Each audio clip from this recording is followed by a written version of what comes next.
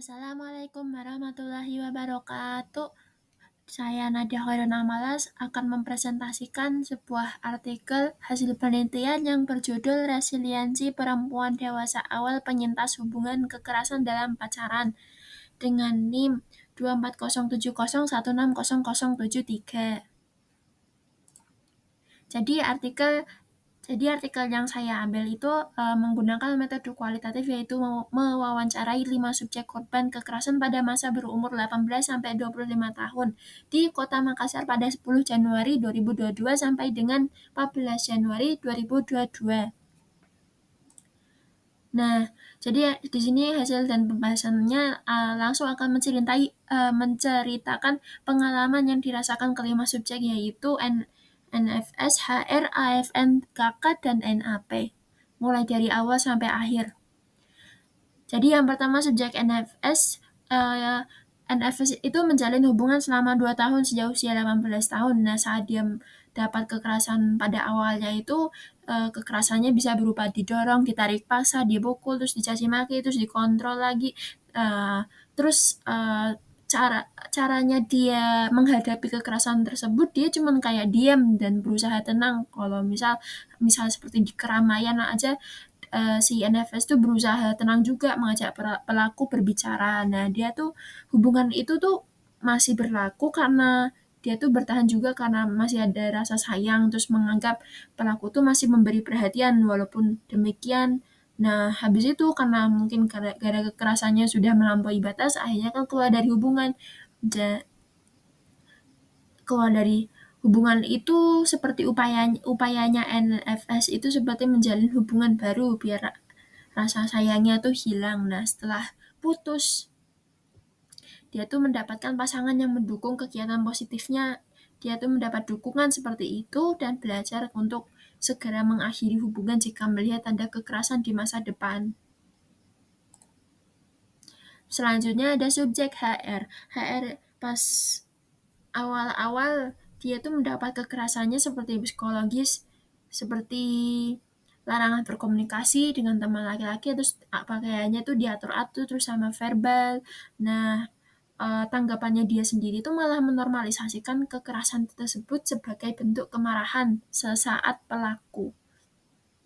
Jadi kalau misal dia marah, terus dia melakukan kekerasan, terus si subjek HR ini cuma bisa mendiamkan aja untuk menunggu untuk diredakan, untuk menunggu meredakan amarahnya. Nah, dia tuh juga bertahan karena pelaku tuh masih sebagai seseorang yang ideal, memiliki sikap ideal walaupun demikian. Nah, setelah itu dia tuh mendapatkan dukungan dari keluarga, akhirnya kan putus, dia terus akhirnya menyibukkan diri untuk melupakan pelaku. Nah, di masa sekarang dia lebih berkomitmen untuk lebih mencintai diri sendiri, dan kalau menjalin hubungan tuh yang tidak serupa dengan sebelumnya, tidak serupa dengan kekerasan pelaku. Terus ada subjek AFN. AFN itu pas waktu awal-awalnya itu dia mendapat kekerasan seperti fisik atau seksual, terus kayak seperti dipaksa berhubungan intim atau videonya bakal disebar. Nah, terus dia juga mendapat kekerasan verbal. Nah, AFN tuh hanya bisanya tuh menuruti keinginan pelaku, terus takut dipukuli, uh, takut diapa-apain gitu kan, dan menganggap kekerasan sebagai bentuk perlindungan. Sejujurnya aku kurang paham itu bentuk perlindungan itu semacam apa maksudnya. Mungkin jadi kekerasan yang dilakukan pelaku itu mungkin dianggap sebagai bentuk perlindungan ya, semacam itu. Nah, hubungan itu berlaku karena si AFN ini tuh bertahan, nggak mau hubungannya tuh udah lama-lama, kok udah lama banget itu masa disia-siakan, semacam itu. Akhirnya pas waktu menghindari kekerasan tersebut, si AFM tuh meminta bantuan kakak pelaku karena dapat ancaman terus itu, semacam itu. Nah, setelah hubungan dia tuh dia tuh sekarang belajar untuk tidak mengulangi pola serupa dan fokus pada penyayangan diri sendiri, semacam itu.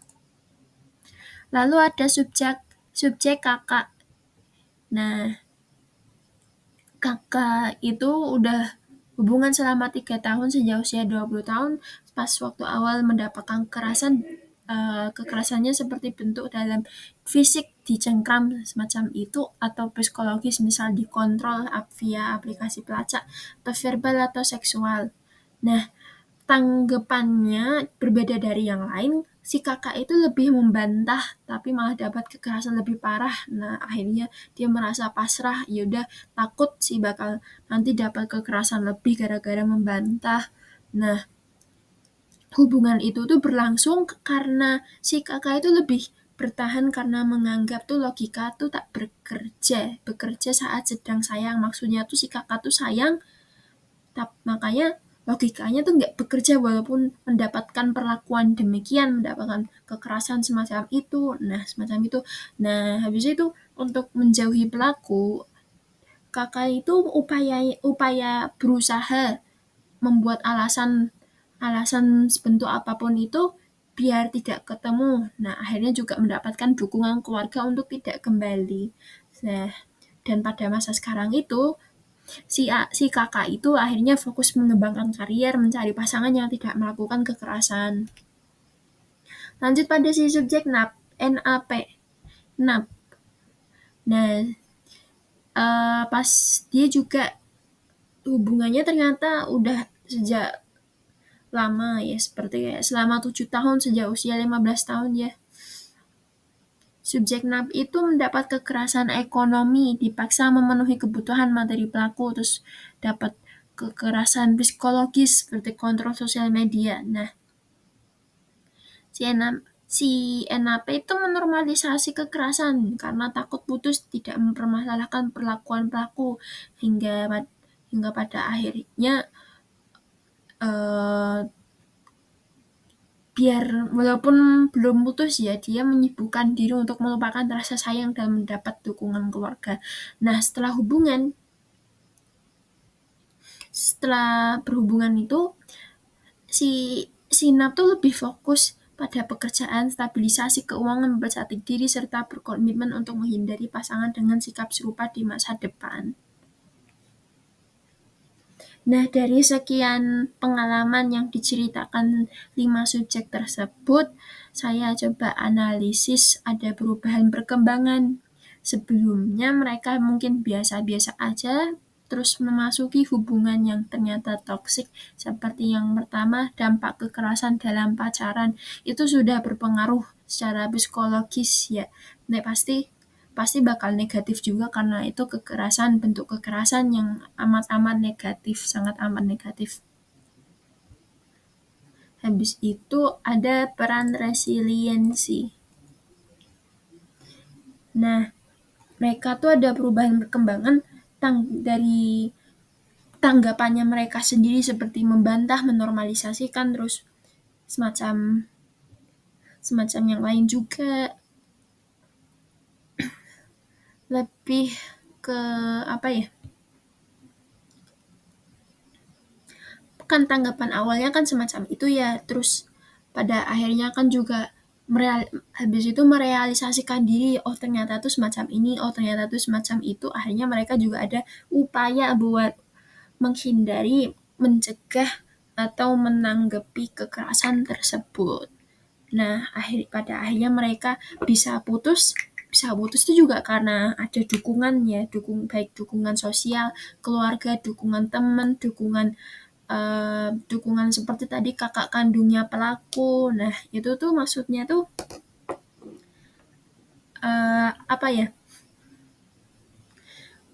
Mungkin kayak berbeda kalau dengan remaja. Nah, remaja itu setelah putus mungkin nggak tahu mau ngapain. Nah, kalau di dewasa ini, masa-masa dewasa ini mereka tuh dapat pertolongan, mendapat dukungan, mereka tuh bisa mandiri, mereka mempunyai hak-hak otonomi dan paham harus ngapain setelah putus, setelah mendapat dukungan. Akhirnya mereka lebih apa ya? Pede ya, lebih dewasa juga menghadapi tantangan seperti ini. Nah, resiliensi yang dimaksud itu artinya semacam kalau setelah mungkin ada perlakuan atau dijatuhkan semacam itu, kita tuh bisa bangkit, berdiri, dan mencoba menanggulangi tantangan tersebut. Itu namanya resiliensi. Nah, tadi resiliensi juga dapat faktor-faktor lain ya, seperti faktor dukungan sosial, dukungan keluarga, dukungan tadi.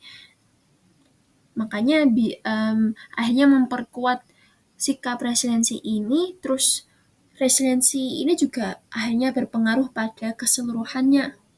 Nah, resiliensi juga berperan penting dalam membantu perempuan yang mengalami kekerasan dalam pacaran untuk pulih, mengembangkan diri, dan mencapai kondisi yang lebih baik dari sebelumnya. Semacam itu ya perubahan perkembangannya. Terus di sini ada UAS. Saya akan membacakan surat Al-A'raf ayat 33. Qul innama harrama rabbiyal fawahisha ma dhahara minha wa ma batana wal isma wal baghya bighairil haqqi wa an tusyriku billahi ma lam yunazzil bihi sultanun wa an taqulu 'alallahi ma la ta'lamun.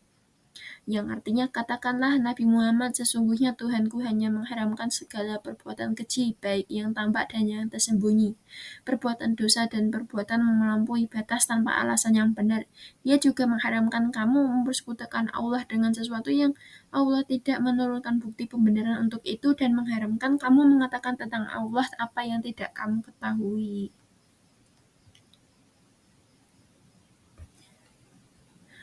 Oke, cukup dari presentasi saya. Sekian. Di sini juga ada rujukan referensinya dari mana. Terima kasih sudah menonton. Wassalamualaikum warahmatullahi wabarakatuh.